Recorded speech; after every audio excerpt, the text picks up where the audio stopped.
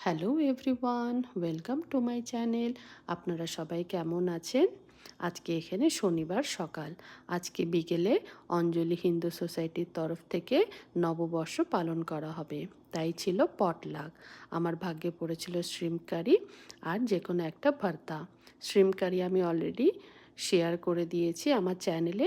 এবার চলুন ভর্তাটা কী করে করলাম আপনাদের দেখাই। আমি নিয়েছি দুটো বড় বড় বেগুন, পার্টিতে নিয়ে যেতে হবে তাই বড় বড় বেগুনই নিয়েছি। এই কালো বেগুনটা ইন্ডিয়ান স্টোর আর এখানকার লোকাল স্টোর দুটোতেই পাওয়া যায়। বেগুনগুলো কিন্তু বেশ কচি ছিল।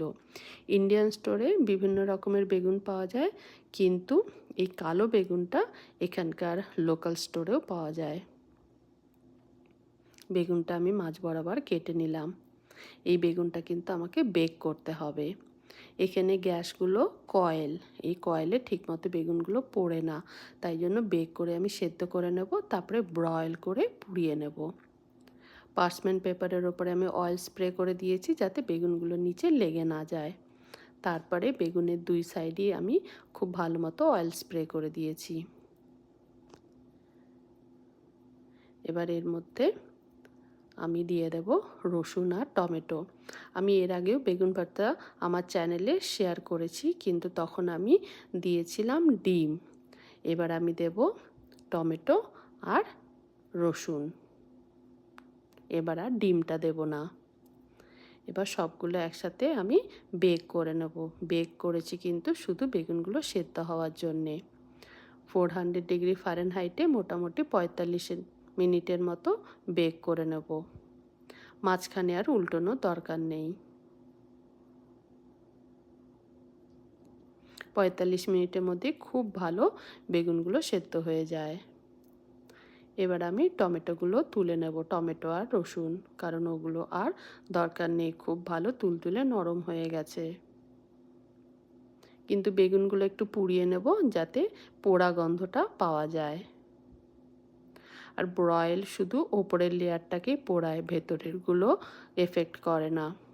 বেগুনগুলো আমি উল্টে দিলাম।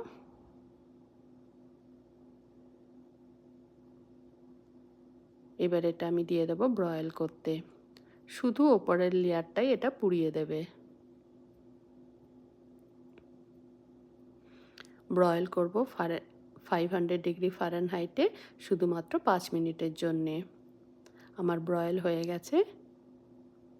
এবার আমি টমেটোর ওপরের স্কিনটা ছাড়িয়ে নেব, নয়তো মুখে লাগবে। শীতকালে বেগুন ভর্তা খেতে কিন্তু খুব ভালো লাগে। আর বেগুন ভর্তা ভাত দিয়ে বা রুটি দিয়ে বা পরোটা দিয়ে ভীষণ ভালো লাগে খেতে। আমি তো ভীষণ ভালোবাসি, ইভেন আমার বাড়িতে সবাই ভালোবাসে খেতে। এই দেখুন বেগুনগুলো কি তুলতুলে নরম হয়ে গেছে। এবার আমি চামড়াটা ছাড়িয়ে নেব। আপনারা কে কে বেগুন ভর্তা খেতে ভালোবাসেন আমাকে অবশ্যই করে জানাবেন। ইন্ডিয়া থাকাকালীন আমি ভীষণ খেতাম, কিন্তু এইখানে যেহেতু গ্যাসে পোড়ানো যায় না, এই জন্য খাওয়াটা একটু কমে গেছে, কিন্তু তবুও আমি মাঝে মাঝে এই ওভেনে বানিয়ে নিই। এবার এগুলো হাতা দিয়ে খুব ভালো মতো চটকে নেব। রসুন, টমেটো, বেগুন সব একসাথেই চটকে নেব। মোটামুটি আমার চটকানো হয়ে গেছে। এবার এর মধ্যে দিয়ে দেবো ধনেপাতা কুচি, লঙ্কা কুচি আর পেঁয়াজ কুচি। এই তিনটে জিনিস কিন্তু বেগুন ভর্তাতে মাস্ট, দিতেই হয়। এবার দিয়ে দেবো লবণ আর কাঁচা সর্ষের তেল। ব্যাস, আর কিছুরই দরকার নেই। এবার ভালো মতো সবগুলো একসাথে মেখে নেব, বেগুনটা যাতে খুব ভালো মতো মাখা হয়। আমি হাত দিয়ে মাখলাম না, হাত দিয়ে মাখলে এই লঙ্কার জন্য হাতটা জ্বালা করে, তাই জন্য আমি হাতা দিয়েই বেশ সুন্দর করে মেখে নিলাম টাইম নিয়ে। আমার বেগুন ভর্তা রেডি হয়ে গেছে। আমার কাছে রুটি বা পরোটা ছিল না, তাই ভাত দিয়ে টেস্ট করলাম। আমার তো খুব ভালো লেগেছে খেতে। Thanks for watching. আপনারা বাড়িতে বানিয়ে আমাকে কিন্তু অবশ্যই জানাবেন। আর রেসিপিটা যদি ভালো লাগে একটা লাইক, শেয়ার আর সাবস্ক্রাইব করে দেবেন। আবার অন্য কোনো ভিডিও নিয়ে আসবো। ভালো থাকবেন। টাটা।